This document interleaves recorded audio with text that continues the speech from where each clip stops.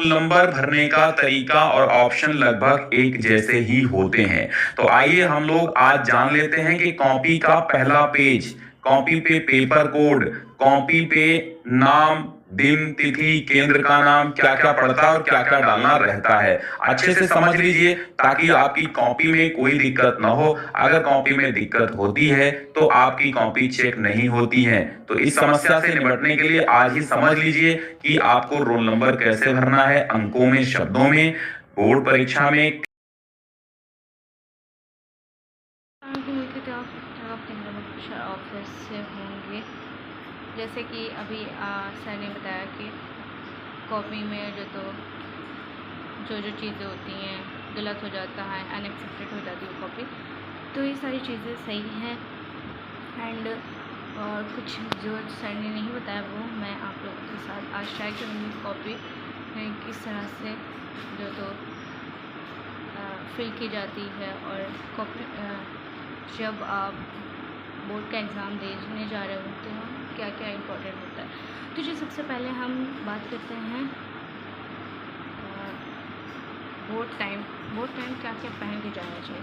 जब आपका बोर्ड का पेपर हो रहा हो तो आप शूज़ एंड सॉक्स नहीं पहन के जाएंगे, जिसकी वजह से टीचर खुद ही मना कर देते हैं कि बेटा शूज़ एंड सॉक्स नहीं पहन के आओ।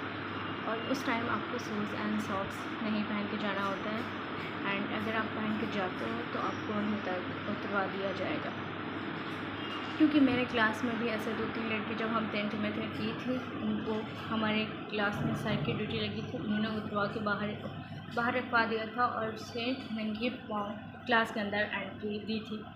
जो मेरे स्कूल में हुआ वो मैं आपको बता रही हूँ। मेरे स्कूल में जितनी कड़ाई थी वो मैं बता रही हूँ आपको, क्योंकि मैंने फेस किया है एंड मैं जानती हूँ 10th का 12th का एग्ज़ाम कैसे दिया जाता है। तो इसीलिए मैं आप लोगों के साथ शेयर कर रही हूँ। एंड कुछ ऐसे होती हैं गुंडागर्दी में लड़कियाँ जो मतलब ये सब करती हैं। तो जी जैसे ही आप स्कूल के अंदर, सबसे पहले तो हम बता देते हैं, जैसे ही आप बोर्ड का एग्ज़ाम देने के लिए स्कूल के अंदर एंटर होते हैं तो उसके बाद आप जब बिल्डिंग होती है जिसके अंदर रूम्स होते हैं, आप वहाँ जाते हैं। बिल्डिंग में एंटर करने के लिए आपको लाइन लगानी पड़ती है। वहाँ पर चेकिंग होती है हर बच्चे की पॉकेट एंड उसके बॉडी पे पूरा चेकिंग होती है। टच करके टीचर होती हैं, डोंट वरी। तो वो सब जो होता है चेकिंग करते हैं। चेकिंग में पॉकेट भी चेक करते हैं। पॉकेट में आप पॉकेट में हमेशा पेन रखें एंड स्टेपलर का यूज़ नहीं होता वहाँ पे। पेन रखें। यस मैं बता रही थी, पॉकेट में सिर्फ पेंसिल एंड पेन इरेज़र ही रखें, कोई एक्स्ट्रा चीज़ नहीं रखिएगा जैसे मनी हुई एंड स्टेपलर का यूज़ वैसे भी कॉपी में नहीं होता। एंड मैं एक बार और सजेशन कर दूँ कि मेरी वीडियो लास्ट तक देखें, क्योंकि बहुत इंपॉर्टेंट चीज़ मैं यहाँ पर डिस्कस कर रही हूँ एंड जो कि आपको जाने की ज़रूरत है, जब वो 10th वाले हों चाहे वो 12th वाले हों, क्योंकि मेरा एक्सपीरियंस है एंड मैंने दिया हुआ है, मुझे पता है किस किस चीज़ों पे कौन सी चीज़ें होती हैं वहाँ। तो मैं सारी चीज़ें आपको बताऊँगी। तो जी जैसे मैंने बताया अपनी पॉकेट में जाकर रखना है, पेन रखना है, पेंसिल रखना है, इरेज़र रखना है और ये सारी चीज़ें रखनी है। एंड आप अगर मनी रखते हैं पैसे में तो जब आपकी चेकिंग होने लगती है, टीचर्स देखती हैं तो वो कहती हैं कि क्यों आपने कॉपी में पैसे लगाए। तो इससे क्या होता है, वो कहती हैं कि हमें कॉपी में पैसा नहीं लगाना है, वैसे भी मनी ले जाने की ज़रूरत नहीं है वहाँ पे। और कोई ऐसी फालतू चीट वगैरह और कागज़ वगैरह अपने पॉकेट में ना रखें। एंड यही सारी सजेशन थी। एंड सबसे पहले मैं बताती हूँ, आपको जब एंटर करेंगे वहाँ पे मैम लोग चेकिंग करेंगी एंड आपको अपना प्रवेश पत्र दे देना है। अपने प्रवेश पत्र जब आप देंगे तो आपको टीचर रूम नंबर बताएगी कि यस ये रूम नंबर है, आप इस रूम में जाके बैठें। अच्छा जी, जब क्लास के अंदर एंटर करेंगे, आप सीट के अंदर एंटर करने वाले होंगे, उससे पहले ही आपको चेक करना है कि सीट के नीचे कुछ है तो नहीं। अगर होता है कोई भी कागज़ है तो आप तुरंत इत्तला अपनी टीचर को करेंगी और कहेंगी मैम यहाँ पे पढ़ा था। तो उससे क्या होगा, आप बच रहेंगे, क्योंकि जब आप सीट के अंदर एंटर कर लेंगे तो टीचर सोचेगी इन्होंने ही कुछ फेंका। तो आपने ये बताना है। अगर आपके अगल बगल वाले चीटिंग कर रहे हैं तो फ़ौरन आपको इत्तला अपने टीचर को करना है। क्योंकि ना अगल बगल वाले चीटिंग करते हैं, उसके बाद आपके सीट पे फेंक देते हैं तो नाम आपका लिख जाता है। उस टाइम ना ऐसी सिचुएशन होती है कि ना टीचर अगल बगल वाले पे नहीं, आप पे ही पूरा कॉन्सनट्रेट करेगी कि नहीं यही बची रहिए। तो ऐसा कुछ मत करिए। जो हमारी टीचर जो हमें हिंदी पढ़ाती थी ना टीचर, वो हमारी टीचर बैच में थी, वो हमें बहुत सारी चीज़ें ऐसे बताती थी जिससे हम होशियार हो जाते थे। हमारी टीचर बताती थी कि ऐसी ऐसी लड़कियां हैं वहाँ पे, जब हम जाते थे चेक करने के लिए, बैच में थी, तो वो बच्चियां ना बहुत बुरी तरीके से चिट वगैरह लाती थी। एंड आप जान सकते हैं, हम मैम लोग कहती थी हम लोग को टच करना ख़राब लगता था, पर उन बच्चियों को बिल्कुल ख़राब नहीं लगता था चिटिंग लाने के लिए। तो वो बैच में थी, कहाँ कहाँ चिट लेके आती थी उन्हें पता था, और हमें बताई थी। आप समझ सकते हैं कहाँ कहाँ लेके आती हैं। तो ऐसा आपने करना नहीं है बिल्कुल भी। आपने चिटिंग वगैरह नहीं लेके जाना। 1 घंटा लगेगा यार, 2 घंटा लगेगा, आप पढ़ाई कर ले, अच्छे से पढ़ाई कर। अच्छा, नेक्स्ट जो बता रही हूँ ना, हमेशा आपको ना कुछ लड़कियों को जो जो नहीं समझ पाती, वो कुछ लड़कियों को कन्फ्यूज़न होती है मॉर्निंग एंड इवनिंग। अच्छा जी, ऐसा मेरे साथ ही मतलब जो मेरे स्कूल में ना, मेरे स्कूल में सेंटर आता है। मेरे स्कूल का सेंटर कहीं पे जाता नहीं, सेंटर आया हुआ था, और पता नहीं उधम से की लड़कियां थी, तो उन लड़कियों का मॉर्निंग में एग्ज़ाम था, नागरिक शास्त्र का था। वो आई थी इवनिंग में, था हम लोग का पेपर इंग्लिश का। तो वो बच्ची आई थी मॉर्निंग में वो पेपर देने के, इवनिंग में आई थी वो पेपर देने के लिए। तो फिर जब वही पूरे स्कूल में, पूरे फील्ड में ना वही लड़की उस स्कूल की थी, बाकी कोई नहीं था। तो मैम ने पूछा कि बेटा तुम कहाँ गए? बोली मैम मेरा आज नागरिक शास्त्र का पेपर है। तो मैम ने कहा बेटा ये मॉर्निंग में था, आप इवनिंग में आई। तो मैं यहाँ पे दिखा दे रही हूँ, जो आपका मॉर्निंग में होता है, ये देखो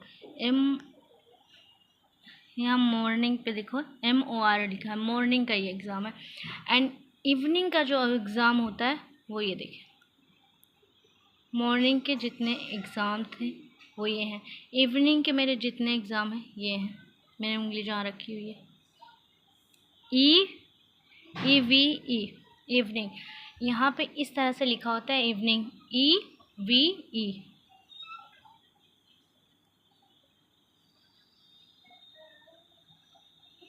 ये इवनिंग का, ये मॉर्निंग का।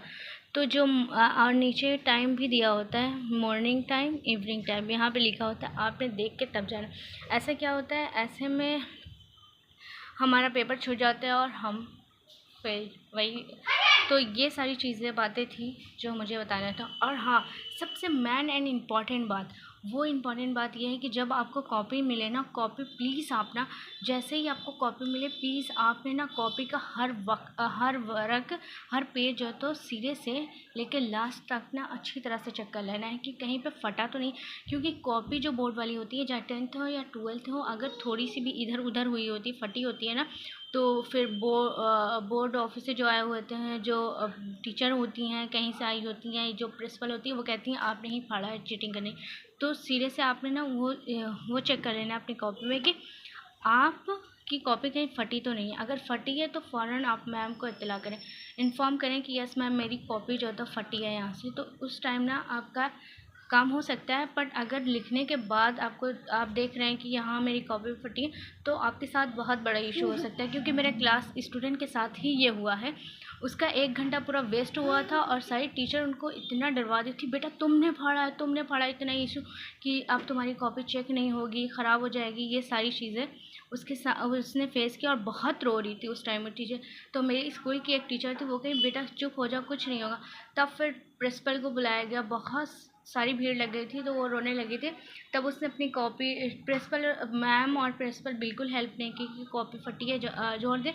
उसको खुद से करना पड़ा, क्योंकि अगर उसकी कॉपी कोई छूता ना, तो वो भी बहुत बड़ा इशू हो जाता।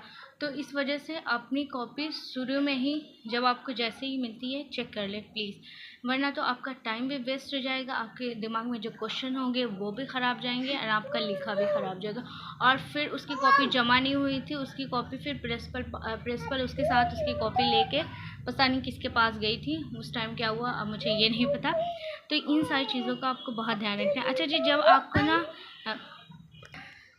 ये रहा मेरा रोल नंबर। आपने रोल नंबर एक बार अंकों में लिखना है, एक बार शब्दों में लिखना है। अंक मतलब 1 2 3 ऐसे लिखना है, शब्दों में 1, अभी मैं लिख के दिखाती हूँ आपको। शब्दों में इस तरह से लिखना है 1, फिर यहाँ पे 10 डैश कर देना है, फिर अगर 2 है तो 2। मेरा कैसे है मैं बताती हूँ अभी। यहाँ पे 2 2 डैश 4 डैश। आपने बहुत छोटा छोटा इस तरह से शब्दों में लिखना है। अंकों में जैसे अंकों में होता है 2 2 4 छोटा लिखना है। फिर उसके बाद यहाँ पे आ जाता है परीक्षा दिन। परीक्षा दिन में तारीख मत डाल दीजिएगा। परीक्षा दिन में होता है दिन, जिस दिन आपका पेपर है, सोमवार, मंगलवार, संडे, मंडे, ट्यूसडे, जिस दिन आपका एग्जैक्ट पेपर हो आपने वो नाम लेना है। फिर जब परीक्षा तिथि दी जाएगी तो उस दिन का डालना है। जैसे 2 तारीख का है, 2 तारीख ऑफ दूसरा महीना, फिर डैश करके 2025 ऐसे डालना है। वहाँ पे परीक्षा तिथि मांगी जाएगी वहाँ। अच्छा जी, पूरी कॉपी में आपको कहीं भी अपने नाम नहीं मिलेंगे, क्योंकि वहाँ सिरे में नाम ही नहीं होता। 10th या 12th हो, वहाँ पे आपको रोल नंबर मिलेगा। अंकों में, शब्दों में केंद्र का नाम जहाँ पे है वहाँ आपने स्कूल का नाम डालना है। और जहाँ आपको परीक्षा तिथि दी गई है वहाँ तारीख डालना है। जहाँ परीक्षा दिन दिया गया है वहाँ जिस दिन आपका एग्ज़ाम होगा वहाँ पे आपने वो डालना है। एंड रूम नंबर दिया होता है, जो रूम नंबर पे आप बैठे होंगे वो होगा। एंड प्रश्न पत्र को भरना होगा, प्रथम है या फिर इवनिंग है, मॉर्निंग है, जो भी है वो भरना पड़ेगा। तो ये सारी चीज़ें उसमें हैं, वो भरना पड़ेगा और आपने वहाँ बिल्कुल गलत नहीं करना है। अच्छा जी, जो लोग कॉपी में बहुत ज़्यादा लाइन खींचते हैं, इतने छोड़ते हैं, उस तरह से बिल्कुल मत करना। कॉपी में सिर्फ इतने में लाइन खींचना है आपको और कॉपी को अच्छी तरीके से भरना है। और सारे पेज पे आपने अपना रोल नंबर ज़रूर डालना है, ताकि एक पेज इधर उधर हो जाए तो मिल जाए। तो आपने सारे पेज पे अपने रोल नंबर डालना है। एंड कॉपी में कहाँ गलत नहीं करना। आपने आगे का पेज और पीछे का कह रही थी लास्ट पेज पे एंड लास्ट के 2-3 पेज एंड पहले की 2-3 पेज पे आपने गलत नहीं लिखना है। बहुत अच्छी हेडिंग डालनी है और स्पीड राइटिंग रखनी है, एकदम साफ और दूर ज़्यादा नहीं लिखिएगा, क्योंकि बोर्ड वालों को कॉपी चेक करने के लिए और आसानी हो जाएगी और आपकी कॉपी तो और अच्छे से चेक होगी। तो ताकि अपने हिसाब से लिखिएगा। एंड ये वीडियो बहुत लंबी हो गई है, तो मैं पेपर वाला प्रोसीजर पार्ट 2 में रखती हूँ। तो इंशाल्लाह मिलते हैं। बाय बाय, अल्लाह हाफ़िज़। वीडियो को ज़्यादा से ज़्यादा शेयर करें एंड लाइक करें, शेयर करें एंड सब्सक्राइब करें, ताकि मैं इसी तरह की वीडियोस और आपको लेके आऊँ और आप बहुत सारी नॉलेज हासिल कर सकें मुझसे।